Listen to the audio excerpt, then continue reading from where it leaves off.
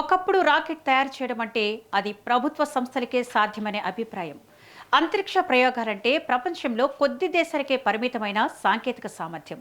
కానీ ఇప్పుడు పరిస్థితి మారుతోంది. భారత అంతరిక్ష రంగం మరో కీలక మలుపు తిరిగింది. ఇస్రో రూపొందించిన బలమైన పునాదులపై ఇప్పుడు ప్రైవేటు కంపెనీలు కూడా రాకెట్లు తయారు చేసి అంతరిక్షాన్ని లక్ష్యంగా చేసుకుంటున్నాయి. విక్రమ్ పేరుతో భారత తొలి ప్రైవేటు రాకెట్ ప్రయోగం కేవలం ఒక లాంచ్ మాత్రమే కాదు, భారత స్పేస్ ఎకానమీకి, స్టార్టప్లకు, యువ ఇంజనీర్లకు కొత్త ఆశల తలుపులు తెరిచిన ఘట్టం. అసలు ఈ విక్రమ్ రాకెట్ ప్రత్యేకత ఏంటి? దీని వెనుక కథ ఏమిటి? ఇస్రో నుంచి ప్రైవేటు స్పేస్ వరకు భారత్ ప్రయాణం ఎలా సాగింది? Let's watch. భారత్ అంతరిక్ష ప్రయాణం మొదలైనప్పుడు దేశ వద్ద పెద్ద వనరులు లేవు, కానీ కళ మాత్రం చాలా పెద్దది. చిన్న చిన్న ప్రయోగాలతో ప్రారంభమైన ఇస్రో ప్రపంచం ఆశ్చర్యపడే స్థాయికి ఎదిగింది. తక్కువ ఖర్చుతో ఉపగ్రహాలను అంతరిక్షంలోకి పంపుతూ ప్రపంచ దృష్టిని ఆకర్షించింది. పిఎస్ఎల్వి, జిఎస్ఎల్వి వంటి ప్రయోగ వాహనాలు భారత్కు విశ్వసనీయమైన గుర్తింపు తీసుకువచ్చాయి. చంద్రయాన్, మంగళయాన్, ఆదిత్య ఎల్1 వంటి మిషన్లు భారత శాస్త్రవేత్తల ప్రతిభను ప్రపంచానికి చాటాయి. ఈ విజయాలని ఒక విషయం స్పష్టంగా చెప్పాయి: భారత్ అంతరిక్ష రంగంలో ఇక వినియోగదారుడు మాత్రమే కాదు. ఈ విజయాల తర్వాత ఒక కొత్త ఆలోచన ముందుకొచ్చింది. అంతరిక్ష రంగాన్ని ప్రభుత్వానికి పరిమితం చేయకుండా ప్రైవేటు రంగానికి కూడా అవకాశాలు కల్పిస్తే ఎలా ఉంటుంది? అదే ఆలోచన భారత స్పేస్ పాలసీలో మార్పులకు దారితీసింది. స్టార్టప్లు, ప్రైవేటు కంపెనీలు, యువ ఇంజనీర్లు కూడా ఇప్పుడు అంతరిక్ష రంగంలో అడుగుపెట్టే అవకాశం పొందారు. ఈ మార్పులోనే పుట్టింది స్కైరూట్ ఏరోస్పేస్. యువ శాస్త్రవేత్తలు, ఇస్రో మాజీ ఇంజనీర్లు కలిసి ఒక పెద్ద కల కన్నారు. భారతదేశంలోనే ప్రైవేటుగా రాకెట్ తయారు చేయాలని సంకల్పించారు. ఎన్నో పరీక్షలు, ఎన్నో వైఫల్యాలు, ఎన్నో సాంకేతిక సవాళ్లు అయినా వెనక్కి తగ్గలేదు. ఆ కృషి ఫలితమే విక్రమ్ సిరీస్. భారత అంతరిక్ష కార్యక్రమ పితామహుడు డాక్టర్ విక్రమ్ సారాభాయ్కు గౌరవంగా ఈ పేరు పెట్టారు. ఇది కేవలం ఒక రాకెట్ పేరు కాదు, భారత శాస్త్ర సాంకేతిక ప్రగతికి నివాళి. ప్రభుత్వంతో పాటు ప్రైవేటు రంగం కూడా ప్రపంచ స్థాయి సాంకేతికతను అభివృద్ధి చేయగలదని నిరూపించిన చిహ్నం. విక్రమ్ రాకెట్ రూపకల్పనలో ఆధునిక సాంకేతికత, తక్కువ బరువు కలిగిన నిర్మాణం, వేగంగా తయారీ చేసే విధానం, 3D ప్రింటింగ్ వంటి అత్యాధునిక తయారీ పద్ధతులు కీలక పాత్ర పోషించాయి. రాకెట్ ప్రయోగం అనేది కేవలం ఒక బటన్ నొక్కితే జరిగిపోయే పని కాదు. ప్రతి బోల్ట్, ప్రతి సెన్సార్, ప్రతి ఇంజిన్, ప్రతి సాఫ్ట్వేర్ లైన్ వందల పరీక్షలు పూర్తి చేసిన తర్వాతే ప్రయోగానికి సిద్ధమవుతుంది. కొన్ని సెకన్ల తప్పిదం ఎన్నో ఏళ్ల కృషిని వృధా చేయగలదు. విక్రమ్ ప్రయోగం కూడా అలాంటి కఠిన పరీక్షల తర్వాతే సాధ్యమైంది. ఇంజిన్ పనితీరు నుంచి ఇంధన సామర్థ్యం వరకు, వాతావరణ పరిస్థితుల నుంచి ఫ్లైట్ కంట్రోల్ సిస్టమ్ వరకు ప్రతి అంశాన్ని పలుమార్లు పరిశీలించారు. చివరకు ప్రయోగ క్షణం వచ్చింది. కౌంట్ డౌన్ పూర్తయింది. ఇంజిన్ గర్జించింది. రాకెట్ ఆకాశాన్ని చీల్చుకుంటూ పైకెగిరింది.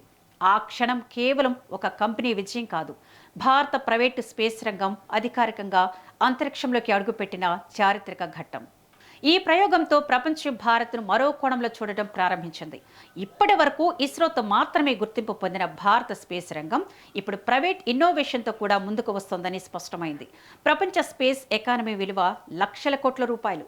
ఉపగ్రహ ప్రయోగాలు, కమ్యూనికేషన్, ఇంటర్నెట్, వ్యవసాయం, రక్షణ, వాతావరణ అంచనాలు, విపత్తుల నిర్వహణ, ప్రతి రంగంలో అంతరిక్ష సాంకేతికత కీలకంగా మారుతోంది.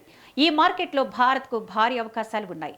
ప్రైవేటు కంపెనీలు ఎక్కువైతే పోటీ పెరుగుతుంది, కొత్త సాంకేతికత వస్తుంది, ఖర్చు తగ్గుతుంది, ఉద్యోగాలు పెరుగుతాయి, విదేశీ పెట్టుబడులు వస్తాయి, స్టార్టప్లకు ప్రపంచ మార్కెట్ తెరుచుకుంటుంది. ఇస్రో పాత్ర ఇక్కడితో ముగియదు. ప్రభుత్వ సంస్థగా పరిశోధనలు, అత్యంత క్లిష్టమైన మిషన్లు, దీర్ఘకాలిక అంతరిక్ష ప్రాజెక్టులను ముందుకు తీసుకువెళ్తూనే ఉంటుంది.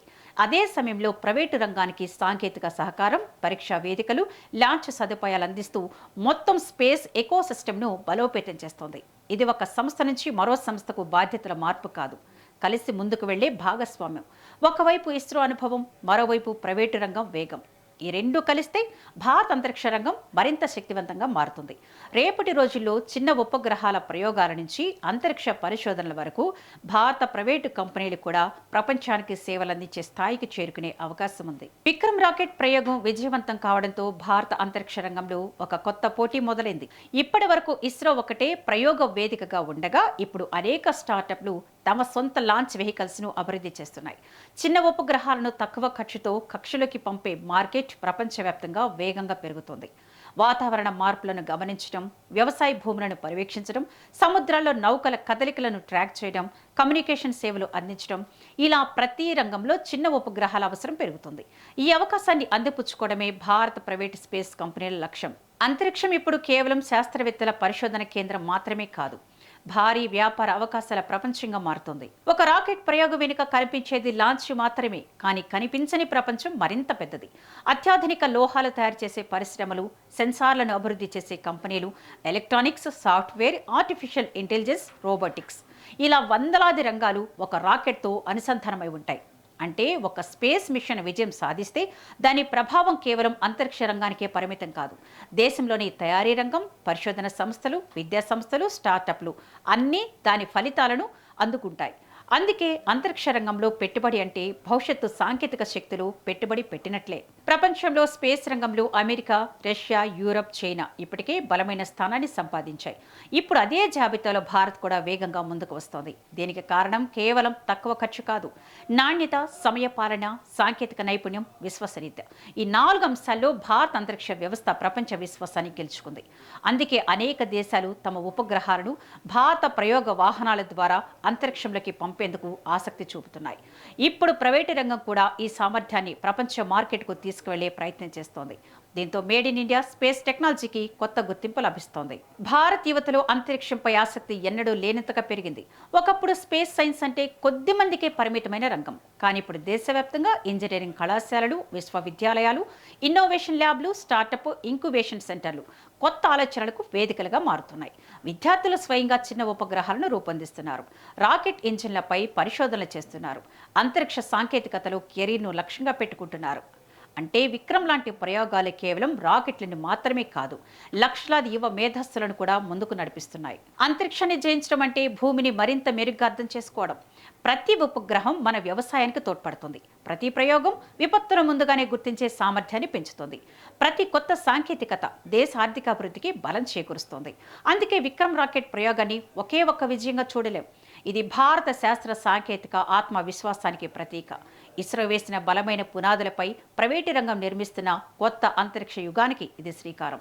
రాబోయే సంవత్సరాల్లో ప్రపంచ స్పేస్ మ్యాపుపై భారత్ మరింత ప్రకాశించే నక్షత్రంగా నిలవబోతుందనే నమ్మకానికి విక్రమ్ ప్రయోగమే బలమైన నిదర్శనం.